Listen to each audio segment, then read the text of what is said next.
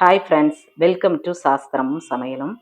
இந்த சித்திரை அமாவாசை பற்றி தான் நம்ம பார்க்க போகிறோங்க. அதுவும் செவ்வாய்க்கிழமையில வந்திருக்குங்க. கடன் சார்ந்த பிரச்சனைகள் நமக்கு தீரணும் அப்படின்னாக்கா கண்டிப்பாக நம்ம இந்த பரிகாரத்தை நம்ம பண்ணோம்னாக்கா நம்ம கடன் பிரச்சனைகள் தீருங்க.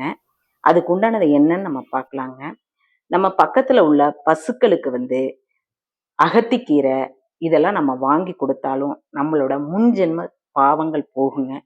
நிறைய தான தர்மங்கள் நம்மளால பண்ண முடியலனாலும், தர்ப்பணங்களை நம்ம விட்டிருந்தாலும், நம்மளால செய்ய முடியாம போனாலும், இந்த மாதிரி விசேஷ அமாவாசை தினங்கள்ல போய் நம்ம அதுக்கு அகத்திக்கீரையை நம்மளால முடிஞ்சதை வாங்கி கொடுத்தோம்னாக்க கண்டிப்பா நம்ம முன்னோர்களோட ஆசீர்வாதம் நமக்கு கண்டிப்பா கிடைக்குங்க.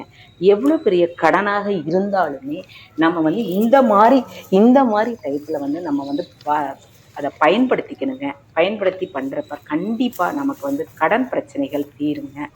கோயில்களில் போய் கொடுத்தோம்னா ரொம்ப விசேஷங்க. நமக்கு முடியாதவங்க பக்கத்துல இருக்கிற பசுக்கு இந்த மாதிரி நம்ம பண்ணோம்னாக்கா பூஜை பண்ண முடியாதவங்களும் அதை செய்யலாங்க. வீட்டில் பணவரவு அதிகரிக்கணும்னா இந்த மாதிரி ஒரு மஞ்சள் துணி பன்னீர்ல நனைச்சி எடுத்து வச்சுக்கணும். 1 ரூபி காயின்ஸு, பச்சை கற்பூரம், வெட்டி வேறு, இது கோயில்ல வச்சிருந்தா மஞ்சள் சாமி கிட்ட வச்சு எடுத்துட்டு வந்தா ரொம்ப விசேஷம். இந்த மருதாணி பூ நம்ம கிடைக்கல அப்படின்னா மல்லிகைப்பூ வச்சுக்கலாம். இதை எல்லாத்தையும் நம்ம செவ்வாய்க்கிழமை, சித்திரை மாசம் செவ்வாய்க்கிழமை இந்த தடவை அமாவாசை வந்திருக்கு. இதை நம்ம சுக்கிர ஓரையில 8 to 9 நம்ம பீரோல வச்சோம் அப்படின்னாக்க நல்ல பணவரவு அதிகரிக்கும்.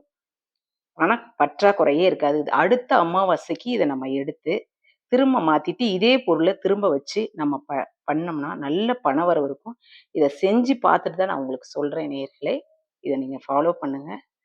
என்னோட சேனலை சப்ஸ்கிரைப் பண்ணிக்கோங்க. தேங்க்யூ.